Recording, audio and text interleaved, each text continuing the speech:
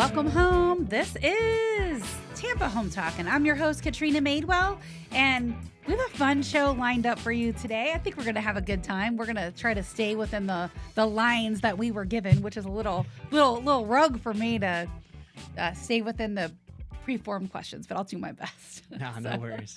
I want to welcome Captain Louis to the show today. Welcome to Tampa Home Talk. Yes, ma'am. Thank you for having me. So I'm excited you're here. You're close, little hop, skip, and a jump. So the commute wasn't too far for you. Not at all. Not Not even with Tampa traffic. Didn't even come from McDill, so we're doing okay. Yes, ma'am. I've schlepped some of you guys up here from McDill, so you know. This was such a fun show, like just to highlight our military. I mean, you guys really don't get enough credit for everything you do. So first and foremost, Captain Louis, thank you for your service. Thank you, ma'am. Appreciate that. And we were talking a little bit about your background. I would love to talk to the person listening and talk about your background, what you did, and we'll just share you're an Army recruiter. So there may be some person listening to this or some younger folks that are like, hey, I've been thinking about this, but I'm not sure. So we'll talk about some of those things and some of the questions that you get from the kids that you talk to. So talk about your background. How long have you been in the Army? Where'd you start? What'd you do? Yes, ma'am. So I've been in for 9.5 years. I actually commissioned out of the University of South Florida, so back home. Originally a field artillery officer, and then I branch detailed to signal. So thankfully I'm lucky enough to be exposed to, the things you see in video games or movies, the cannons, they're called howitzers now. And now I'm working in communications, just thinking, what my life might be like outside of the military. So what can I do? Because if you ask my wife, I'm going to be working even when I retire. Was at Fort Bragg, which is up in North Carolina, home of the 82nd. I was there for 9 years, and then just recently here in February, I took over as the Army Recruiting Company Commander for Tampa.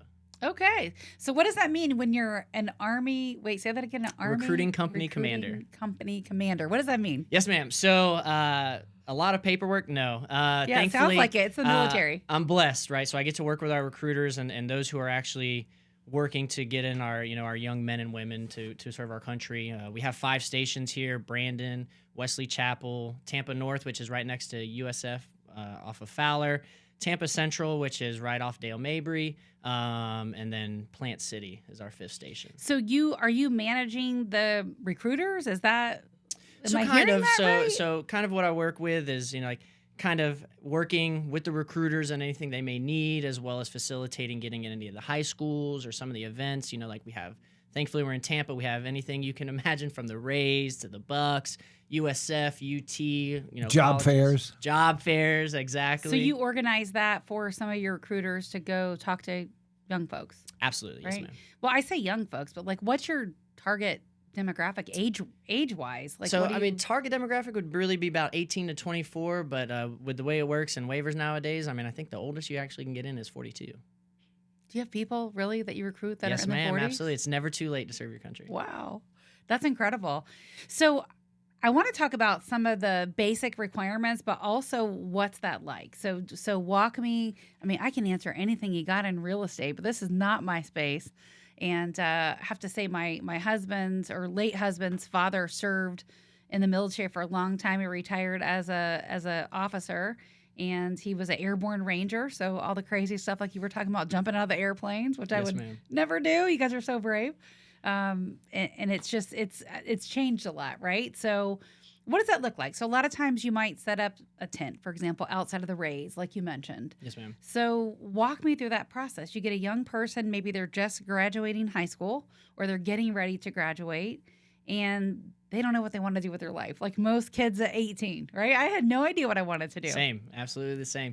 So no, absolutely. It happens all the time. They're talking about, hey, I kind of want to start a career, or maybe I want to go to college. And then we kind of talk about how, the Army can help with both, right? Not only is it able to kind of set you up as, real world experience and the life lessons, resiliency, the daily challenges, being able to self-motivate, and how that can teach it. Or, if you want to be a nurse to, a cybersecurity, individual, we have it all. But as well as those who want to stay local or maybe go to college, we're able to help facilitate that. And, some of the basic requirements, pass the ASVAB. So talk about that for a minute. Do you mind if I stop you there for a second? So isn't that's the I guess for lack of better words, test, right? Or evaluation that the Army or the military gives. And with that, you guys are able to hone in on a person's skill set. Is that accurate? Yes, ma'am, absolutely. And thankfully, right, in the state of Florida, all public schools are supposed to at least be able to provide it or provide a means for a student to be able to go take the test somewhere. So they take the ASVAB. ASVAB, yes, ma'am. And how long does that take? What kind of questions do they ask? Oh, And, it's a wide variety. So like, just give me one. I might be rogue. aging myself. It's kind of like the FCAT, but then add a little bit of extra, that we had here in Florida. But from basic reading comprehension to mathematical to even some, mechanical, and seeing how gears will work and if you can fit a shape by rotating in a certain way. It really tests, general aptitude for individuals to see what, career skill set, that may work for them. Not even just for the military, but we have the program to where you take the test and you're actually able to see your results online and see what career field, even in the civilian sector, that you may be more susceptible to. So if someone's thinking about a career in the military, can they take that and just discuss the results with you to see what the options might be that the Army might want to recruit them for? No, absolutely. And so kind of like whether they do it with a recruiter or they take the test, whether they're, in high school or even out, they're able to take it and then see their results online through the program and actually being able to see like, hey, you have, maybe the nursing career field or, maybe to be, some sort of mechanic or working more with your hands or, whether you work with computers. So the results will be able to kind of help steer someone in the general direction. How many times can you take that test? Because I know some soldiers that are now soldiers that took them a few times. Wait, is it a pass or fail? So there's a minimum score requirement, and as it currently stands, and depending on the way things are going, things always change for a minimum score. As it stands currently right now, the minimum score is 21. But if you can always go to improve, there is like certain timelines in between taking a test. I think you get your initial one might be a month in between, and then after that, it may be every 3 months, 4 months, something along those lines. So it's interesting. I was with Keller Williams for 8 years before I moved over to Real Broker, which I'm at now, and they have one called a KPA, and it's similar. It's a Keller personality assessment, but when you take that, it measures, and we've given it to a lot of people, so I know what it's like to read those results when we get it back. It doesn't have a score. It's not a pass or fail, but it does show us like how analytical someone thinks. They might be more geared toward an engineering type thing, or like you're saying, or something's better with their hands. So it's probably a little bit different, but that's an interesting thought, just that you can take that and decide if you want to discuss what options the Army will think you're good at, right? Yes, I mean, ma'am. because that's ultimately what you're doing. Absolutely, yeah. And again, and thankfully with the program, not only right, because yes, obviously we want people to join the military, but it at least provides them with some sort of future career set in mind. Whether they want to serve or not, and be like, all right, maybe this is kind of the path that I should choose. So 21 is the passing score as of ma'am. now. What's the highest score you could get? Maybe 100. Maybe 100. I was not saying I'm not entirely sure. Okay. With the What's scores the of highest ASVAB. you've seen recently that you remember? A 98 was the highest that I've seen recently. And so that person that scored a 98, what was a good career path for them? So usually the Navy's knocking down their door to be able to have them join their nuclear sub program. Okay. Or for the Army, working in military intelligence or something in the cybersecurity realm.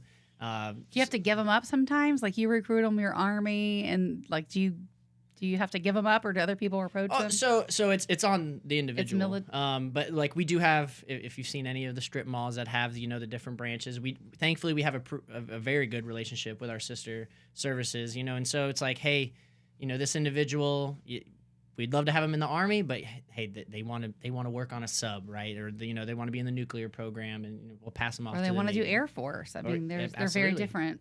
Katrina, I scored a 17 3 times. So I'm over your age limit to join, but I'd be super curious about taking it. But anyway, so that they have to pass the ASVAB with a 21. So what else is on the requirements? So physical, mental health, right? So they'll do a basic physical. Whether if you grew up playing any sort of sports, you have your normal physicals.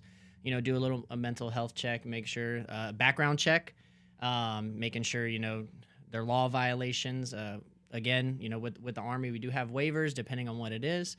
I was going to say, what happens to this young kid that got in trouble or was at the wrong place, wrong time? No, so absolutely. So it just depends on the level. The background. We'll get the police report. We do have great relationships, not just here in Florida, but nationwide with the military, being able to pull those background checks, and get the police reports and actually find out all right, what the nitty gritty and actually what happened. Are you looking for the kids to let you know, or you just find it and then you discuss it with them? So obviously, when we're speaking with the individuals, we would like for them to give us their background. So there's an application, or they tell you verbally? It's verbally. Okay. And so there's some stuff that they fill out, right? But maybe they just forget. Maybe you do have an older individual who comes in and is like, oh man, I don't remember 10 years ago when I was in high school, I actually got in trouble for stealing a candy bar at the local store. But we're able to get the background checks, and if it populates, we're able to discuss that with them one-on-one. They'll write their applicant statement about the events that transpired, and how they've grown from that experience and have bettered themselves going forward. I know a guy that was in the Army, and he had a situation while he was in the Army where it was a self-defense, sort of, and he shot someone and killed him. Got taken out of the Army, and then many years later went back and rejoined. Have you ever heard of anything like that? I haven't personally heard of anything like that. But he's back. He's back in the Army. There's always after all of special that. cases, and again, depending on the time of day and year that we're in, they may be more susceptible or lenient in the sense of what allows, but we still have standards that we have to follow. And so based on whatever the background investigations pools and the police reports. And so it is possible that, no matter what it is, give it a try. To an extent. Okay. So what are some of the kids that you talk to? I would just be curious to know some of the people that think they want to join the military. How does that usually go? And maybe even draw on your own experience. Like, what made you say yes initially to joining the military? No, absolutely. Did you think you wanted to do that, or did you just get talked to by a recruiter like you? So for the kids, whether they happen to come up to one of our our table setups, or we're doing a classroom presentation, at least presenting them with the option, it's at least there. Whether whether they want to go full-time active duty, or you can be reserves. And we're in Tampa. Who wants to leave Tampa? At least provides something, an option for them to do. Because like myself, 18. Attending USF, I had no idea what I wanted to do. I actually went to school as an undecided major, but my adopted family said, "Hey, go to school," and I was like, education won't hurt. But so did you finish school, or were you already in college? And I was already in pivoted? college. I was already at USF. How long were you in college before you joined the Army? A year. It was a full year, my full freshman year. What made you pivot? So I was an undecided major. I didn't really know what I wanted to do. I did see, early mornings heading to class. They're conducting PT around campus. I've always wanted to serve. I don't know if it's from growing up in a small town here in Florida, or being a kid. I always wanted, just like the sense of pride. I remember coming home, third grade due to the events early of 9/11, and so I knew I always wanted to give back to my community and serve my country in some way, shape, or form. Wow, third grade, 9/11. I was in third grade. Yes, ma'am. Miss Malloy was my teacher. I'll never forget leaving her class. But that was definitely what that sense of purpose is, at least what got me through the door. And it also didn't hurt that I knew they would, possibly be able to help pay for school, pay my own way. So I was like, well, I'll at least give them a knock. And thankfully here at USF, they have all 4 branches, one of the few schools around the country that have actually all 4 branches. So you can go to college at USF talk to me about that. So they have all 4 branches? So they do, Army, Air Force, Marines, Navy.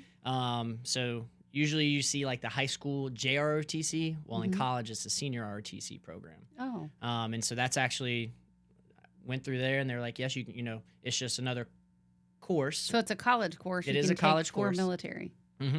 Now you can take the leadership courses that they offer, but to get the junior senior year requirements, you have to like go through the commissioning process.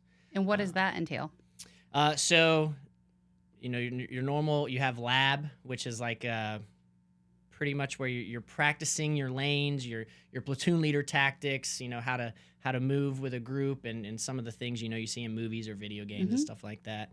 But then you also have, your classroom courses where they're, not only teaching you military history, but leadership styles, your leadership skills, as well as just general like military knowledge. And then, we PT'd Monday, Wednesday, Friday every morning, obviously be physically in shape as well. Right. Because you went to college, though, you did not go in the Army as a private, did you? Correct. No, I did not. So because I went through college and finished the commissioning process, I actually came in as a second lieutenant, so as an officer. Oh, really? So if you finished college, you came in as a lieutenant? Because I went through the ROTC program. Got it. Yeah, he was only a freshman. You didn't take junior or senior in college, correct? No, I still went through sophomore, junior, senior year of college, but I was in ROTC throughout the process. Oh, okay. So how does that work in terms of the military paying for your college? I'm sure a lot of people ask, or when they're joining the military, they may do it to get the GI Bill or to help with college. So that was a little bit different route. So yes, the GI Bill, the Montgomery GI Bill, post 9/11. You have that option after, I want to say it's like a year or two after, your initial contract.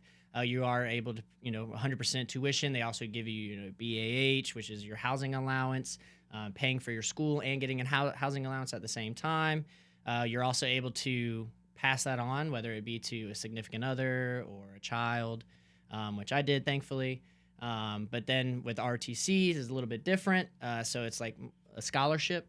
And so you still get a monthly stipend, but they also help, pay whether it be room and board or tuition. I remember when my son was young, he just graduated from EMT school. He takes his exam tomorrow. But before that path, he was really trying to figure out what he wanted to do. And I was trying to get him to talk to an Army recruiter. He would give him my number, so they would call me, and then I would give him his number. But then he wouldn't answer the phone. That's a lot of the young kids, right? They don't answer the phone these days. It does happen. Even though, thankfully, it's a different time than when I was in. But, now most kids do have cell phones. So there's at least an option or an avenue to be able to, communicate them, whether it be over the phone, with a phone call or even as simple as a text, or social media is also another great way of getting communication. I was trying to tell my son, it's not what you think, because there's different jobs and roles within the military. And his thinking is, I'm going to go to war. I'm just going to be on the front lines. It's like there's somebody that actually loves that job, and they may choose to sign up for that, but that's not every job in the military. No, absolutely not. We have anything you can think of, and then some. So can you pick what you want to do before you commit? So thankfully, the Army, we have a close contract. So actually, before you enlist, you pick your job. So you know exactly what you're going to do before you go in. Some of the other branches, they may swear in and then have a different job than what they thought. But the Army, thankfully, when you sign on the dotted line, you know exactly what's a job you're common gonna do. job that either guys or girls that are joining the Army ask for? Oh man, it just matters, right? Everything. They think of it, they want to do it, whether it be a wheel a lot mechanic. of computer IT. There is a lot of computer IT, communications, military intelligence, being a mechanic, because you can do that in the Army and on at home. If I was young and I was 18, all day long, I would go into like computer science, engineering, cyber security, some kind of computer something. That's what I would do. Drones. Yes, that is another option. Yeah. So how long does somebody have to serve? Like, how does that work? So just, again, with their contract, they know exactly how long their initial contract is for. So the minimum is a 3. I think the max that you can enlist for is 6. For the officer side of the house, it just depends. Whether you go to West Point or you go through ROTC. But typically for them, it's about 4 years. So imagine if someone's new and you're giving them the option of how long they want to serve. Why would someone choose 6 years as opposed to 3 if it's brand new? So it just depends. So depending on, what the job is and the contract terms, they may get a different bonus based on how long they're going to be in. And for most people, the first year and a half, 2 years is purely training, but it counts as time served, even though you're only training. So you may only do a year of your job for experience, or if you go all the way up to 6, you're up to 4 years of experience. Go ahead and introduce yourself again and your rank. And I want to ask the one question, or you can maybe answer this. What is a common question that they ask when they come to your table, whether it's at a job fair or it's at a college? What's a common question or a couple questions? So go ahead and let's know who you are first. Absolutely. So I'm Captain Jody Louis. I am the Army Tampa Recruiting Company commander. One of the common questions we get, especially being here in Florida, is, like, can I join if I have a green card? The answer is absolutely yes. Huh. And we also have a program. So there's 2 programs. One that will actually help facilitate once they enlist, kind of expediting the process for citizenship. Wow. But we also have another process. So if you enlist, your immediate family members, I wish I remembered the name, pretty much have a protection act to where even if they're not here legally, they cannot be deported because you serve in the military. Wow. I did not know that. That's some good information. Yes, ma'am. Another one, we kind of hit on it earlier, but hey, I've gotten into trouble in my past. Will I still be able to join? And again, it depends. And that's kind of where we have that back and forth conversation with them on exactly what it is. We'll do our due diligence to be able to make sure we get the background checks and all the paperwork. But thankfully, with depending on a lot of the things that are going on in their background, we're able to see like, hey, actually we can make this work. Or if not, hey, maybe one of the sister services can. Let's talk about the elephant in the room, right? All the kids, I feel like these days have tattoos. So how does that work? Does the Army and the military have any stipulations? The Army on doesn't tattoos? care. No. So we do still have our requirements. You're not going to have a skull on your face. The ones that we have to do waivers for, again, depends on what it is, not gang related or something racist. Do they have to say if they have a tattoo? Well, you can see it. Okay. So it's really the ones that you can see, right? So as you wear the uniform and the appearance, you know what it is, right? And so the big ones are pretty much anything from your wrist through your fingertips, and then anything neck and above, including behind the ears and the back of the neck. So again, depends on the size, the location, what it is. When they go through the physical, now some of the ones that are on your chest or your back, it depends on what it is, and the meanings behind them or how they could quickly be interpreted by others. Katrina, it doesn't matter. After they once get in there, they get influenced, and they all get tattoos. My son did that. My son had one little tattoo. Now he's got like 6, and it's all from being in the service. Does that happen? Do you see that happening? Nah, it happened to me. So yes, Okay. 100%. So the tattoos are like books. Once you have one, you just can't stop. You're always thinking about the next one. That's true. 100% true. Our body's a canvas. Some people like to decorate it. Yeah, for sure. I can see that. All right. So can we talk about your experience when you joined? Absolutely. All right. So when you first joined, was it what you thought? Like you're probably. Did you go on a bus? Any person signing up is probably nervous, right? You're probably a little nervous of the unknown. You can ask all the questions you want, but it's probably not going to fully prepare you for what you might experience. So being that I went the ROTC route, my path is a little bit different. But even just like getting, whether my first interaction with real Army life, when I went to Fort Sill for BOLIC, Basic Officer Leader course, to showing up to my first unit, I didn't know what to expect. So how was that? What's something that surprised you? What was harder than you thought it was? Wasn't that it was harder? It was just like a new experience. Right. And You didn't go through boot camp, though? No. So for the ROTC route, it's a little bit different. You have like a month-long stint. It used to be called LDAC. Now it's like CST, Cadet Summer Training at Fort Knox. That's probably a good path for someone thinking about joining the military, but maybe is afraid to make the commitment. That might be a good path, yes? Because they introduce them to what military life would be like. Oh, absolutely. High school ROTC I did do for a year, but I had long hair, and I was like, I don't want to cut it anymore. But it didn't quite show me. But then when I did senior ROTC through USF, we actually, whether it be our 1 day a week trainings, sometimes we'd have weekend trainings, or, longer over the summer, it actually showed like, okay, this isn't just camping in the woods. This is a little bit more intensive. It definitely is at least a good experience to show like, okay, do I really want to do this or not? Yeah, I never even thought that you could attend college and kind of experiment with that before making a commitment, which is not a bad idea. No, absolutely. So once you were actually in, right, you signed on the dotted line, you're now property of the U.S. military. What's something that surprised you? Really the structure, which I knew it was going to be there, but I never really lived it. College was fun, and we did our course, through ROTC, but doing it every day, right? So waking up every morning, to conduct physical training, And then, you have your job, whether I was in school at the time or if I was, actually at Fort Bragg doing my job, like, hey, I know my day is going to start at 5 and I think I'll be done at 17, but we'll see by the end of the day if the job is done. Yeah, I mean, so and I guess depending on your background, right, and how you grew up, if you had that structure, if you didn't have that structure, it could be a little bit harder to adapt. Yes, ma'am, absolutely. So, I mean, for me, I grew up in a 3-stoplight town just in between Gainesville and Ocala called Williston.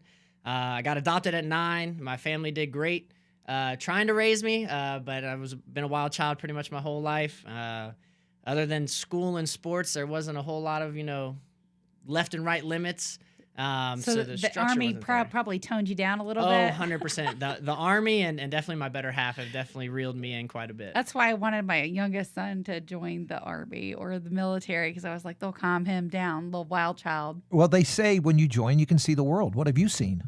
So I've been... I grew up here in Florida on the East Coast my whole life. Williston, there's nothing. There's literally. nothing. There's 3 stoplights, spring. cows, and peanuts. That's what we got. And Springs, you can dive. There's a lot of that. we do have the springs.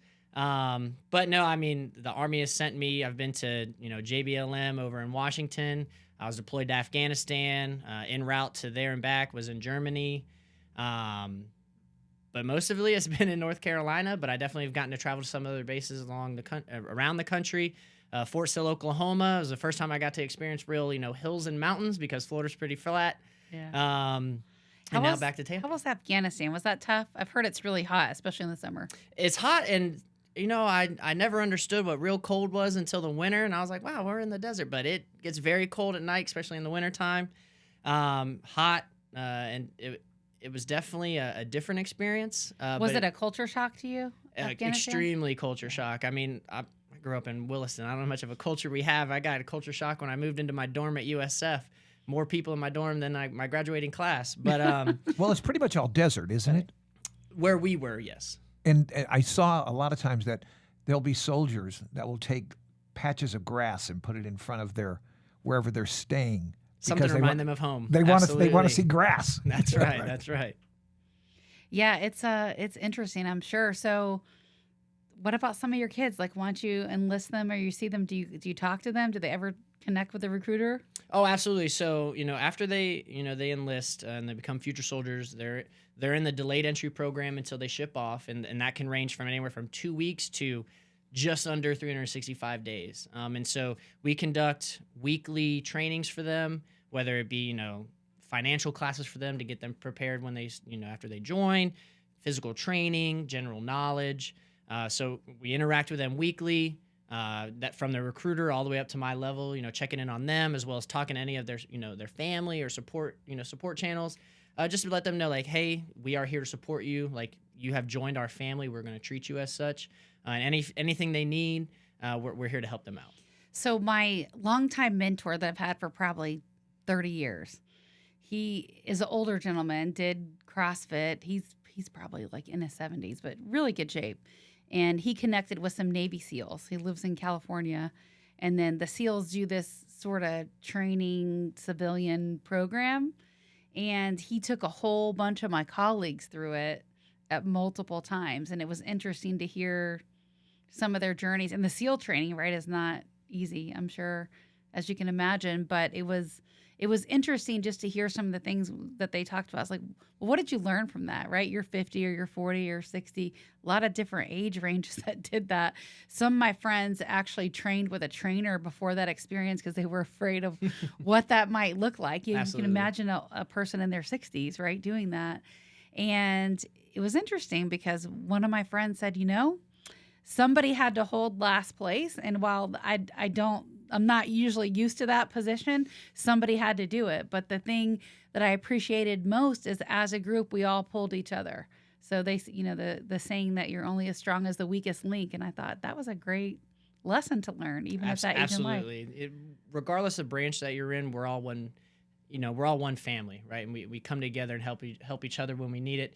Pick someone else up whenever they need it, because sometimes you never know it's going to be you that needs to take a knee, and have someone there to, to help you when you need it.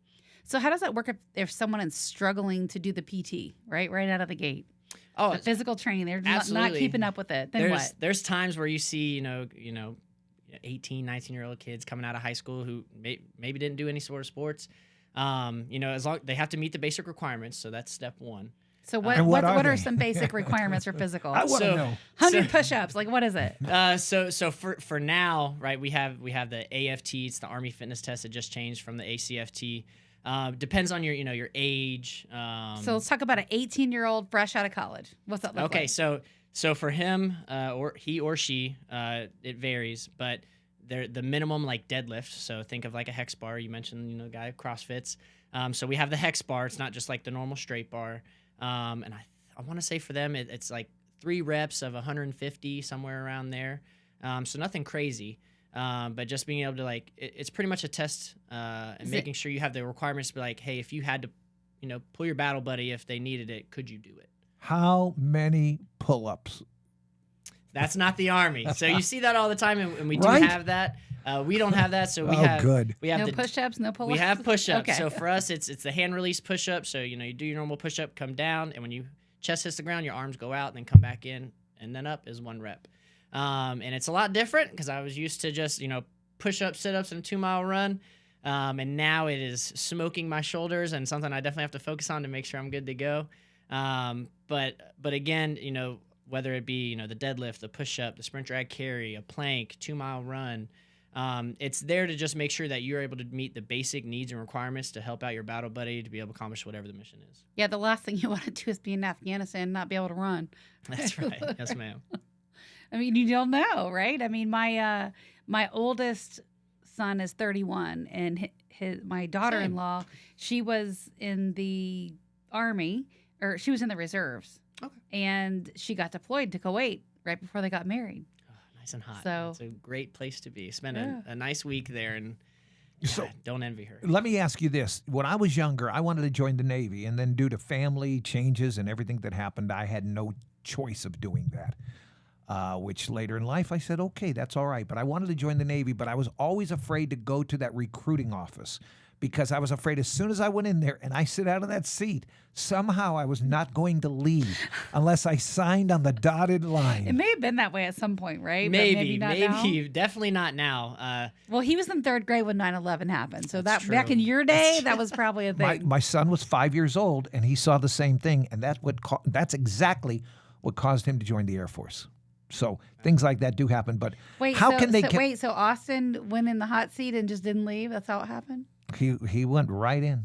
He went right. 17, he swore in at Gaither, and when he was 18, he was off. Okay. All right. So, But tell me about people, and also I want to know, what is the recruiting numbers like now? Are they up? Are they down? But first, tell us, when you walk in that door, can you walk out if you decide you don't want to do it? Absolutely. You're not going to be handcuffed to the Not chair held until you do hostage. it. No, absolutely. And thankfully, right, as the Army's motto is, mission first, people always, and that's exactly what we're in, especially in the recruiting business. It is the people aspect, right? And we interact with them. We treat them like human beings. They're not just another number, whether or not they're enlist or not, right? So we want to know about them, their interests, what they want to do. And we give them time, right? Like, we want to know, like, hey, is this a commitment you want to do? Like, we don't want you to just join it.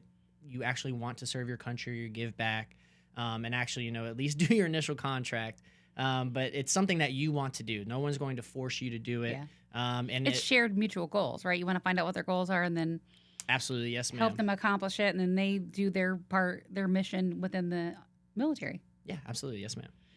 I remember when I was young, I had a Marine Corps recruiter trying to recruit me. I was probably 18 or 19. You, a Marine? Yeah, I was like, I said no. But so how many people walk in the door on a normal Monday through Friday? Is there a number? Or is it up? Is it down?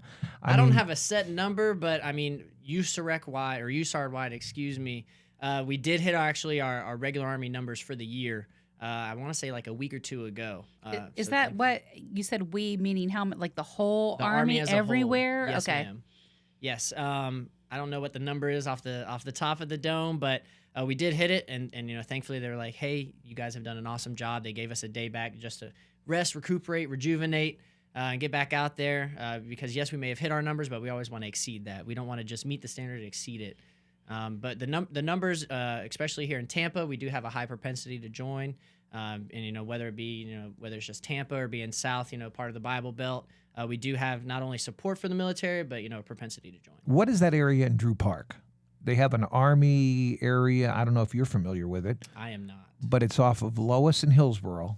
Katrina, I know you know that area, where they have Army vehicles and they have all kinds of, it's almost like a reserve area, I thought. I never paid Because attention Drew to it. Park used to be an Army or an air base. It used to be an air base in Drew Park. I don't know if either one of you were aware of that. I think I It was saw an that when I was airfield. at the DMV right off MLK. I think they had like Drew Field or Drew Park Field or Exactly. something That's like exactly what it was. But they have all these Army vehicles in there. I didn't know if somebody, I know on Gandy, the Marine has their station there just before the bridge. I thought maybe this area in Drew Park is where where does everyone from the Army, when they meet together or they have to do something, whether they're in the reserve or they're in town or whatever? So it just depends. So there's reserve units all across America, not even just Tampa, but Are there any Florida-wide here? everywhere. Say again? Are there any here? Yes, there's whether it be civil affairs, communication units, engineering units. We also have them here in Tampa, not just on McDill, which we do have reserve Army units on McDill, but the surrounding area as well. Actually, the Tampa Club did a golf tournament at McDill. It was my first time ever there, and we had so much fun. It was such a nice course. Oh, it's beautiful. It was really great. I don't know if you've golfed there, but it's nice. I have not, but I've driven on McDill, so I can only imagine what the golf course Yeah, is. it was beautiful. It was really enjoyable. And you could talk about the advantages. Talk about insurance and Tricare. If you Oh, become yes, no. that is so great. I mean, that's definitely a great selling point and something that's helped me. I mean, I have 2 girls myself, and being on Tricare, it cost us $20 to have both, and that was just because the fast food on the way there was the only thing not covered. So it was a blessing to be able to have 2 healthy children in a hospital and not have anything out of pocket that we have to pay. Dental, optometry, the works, as well as I'm a homeowner. We have a house in North Carolina, and we bought our house here with the VA loan. No money down is definitely a very nice piece. And so the benefits are definitely there as well, not just, life lessons learned or anything of that, experience, but, whether it be insurance or a home loan or anything of the likes. That keeps on giving.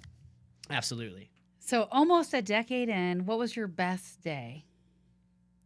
Your best day in the military? It's going to be tacky, but my best day, March 3rd, 2020, I came How home from about that? Afghanistan after being away for 8.5 months, and I proposed to my now wife as soon as I got home. Just like the mixture of emotion, relief, and hope. It's definitely a memory that'll live with me forever. That's what happened. My son And- proposed when she got back from Kuwait. Same And thing. you were gone how long? Were you deployed? How far? How? 8.5 months. Wow. Yep, it was similar, I think, for Tyler and Ashley. All right, and worst day in the military. My worst day. Had to be something with physical fitness. It would be me. Well, Afghanistan had to be hot and cold. Those had to be some bad days. It could be crazy stuff. It could be something he saw. It could be, you never know. You guys see some crazy stuff. I would say my worst day, also happened to be on deployment. And we lost some guys out of 1505. So actually, like doing the ceremony as they loaded their caskets up was probably my Yeah, worst I day. can imagine that would be hard. My father-in-law had a military funeral, and that was like, I think wonderful and terrible all at the same time. I don't Yes, know how to ma'am, describe that. It's just not anyway. But it's been a joy having you. I think it's really exciting for young folks to explore this as a career opportunity. I love the fact that they can have the opportunity to take the ASVAB, yes, ma'am. ASVAB test or whatever you call it, exam. What do you call it? Test? It's No. a test. Yeah, Okay. it's like the Armed Services Vocational Aptitude Battery, but it's a test. Yeah, I love to see that kids have the opportunity to do this and explore career options maybe they had never thought about. Imagine that happens, right? They come back with Yeah, the skill. exactly. With the I want to say it's the CEP, the Career Exploration Program, where whether they want to join the military or not, that's kind of what I was talking about with taking the ASVAB and like, hey, these are kind of the things that you have an aptitude for, and these may be career fields even outside of the military that may interest you. Are kids surprised sometimes with the stuff that comes up on that? Oh, all the time. They're like, I didn't know I was actually, so gifted in, something technology or, being with my hands or being able to picture, shapes moving, just in their head. It's definitely interesting to see some of the results. Yeah, it's super cool. Well, If somebody's listening right now and they say, I want to go and find out more, where would they go right now? I know that I had to take my son to the place on Waters and Himes. Where would, that location? Yes, sir. Okay. Would they go there or tell us where they would go? What's their next move? Is there a website? So what do they do? They can always go to goarmy.com, and that's it doesn't matter, if it's a local listener or, someone across the country. But here in Tampa specifically, you hit the quick Google, but we do have, Plant City, Wesley Chapel, Brandon, one off Dale Mabry and one off Fowler Avenue next to USF. We have those recruiting stations. But again, goarmy.com, and it'll definitely point them in the right direction. do you guys ever have like Army days where you can bring people in to kind of experience PT or little parts of it without making a commitment? Oh, all the time. So anytime we conduct our stations rotate Tuesday through Thursday on when they conduct their future soldier training, but anyone can join. Just you're just out there to get a workout in. That's Are you cool. getting a lot of girls that are coming on? Say again? Are you getting a lot of females Oh, recruiting? guys and girls, absolutely. So how does that work? Like in the military, for example, in the Army, you have females that are, looking to come in. How does that work? They just have separate units, like male, female units. How does all that work? we're fully integrated. Even the combat MOSs, females are part of it. They're just as good or even better than sometimes the males. Yeah, it's a lot more prevalent than it was when I was young and when you were young. But they have their own barracks. They have their own sleeping area. well, that's correct? good. Well, they have their own room, Right. but they're in the same, just imagine like a dorm in college, where it'd be guy, girl, guy, girl. No different. Well, That's cool. All right. Anything else you want to share before we bid thee farewell? No, ma'am. I just appreciate you all for having me. Thank you for everything. Y'all have a blessed day. And again, if anyone wants to reach us, goarmy.com is definitely a great place I've to go. learned a lot. We're happy to get you connected with Captain Louis. If you want to call or text, we'll set up an introduction. 813-377-2775. This is Tampa Home Talk, and we're happy to bring you a community spotlight today on the Army. Go Army. Go Army. .com. All right. Thank you very much, Captain Louis. Thank The you, ma'am. pleasure was all mine. Love where you live, or we're going to fix it. Welcome home.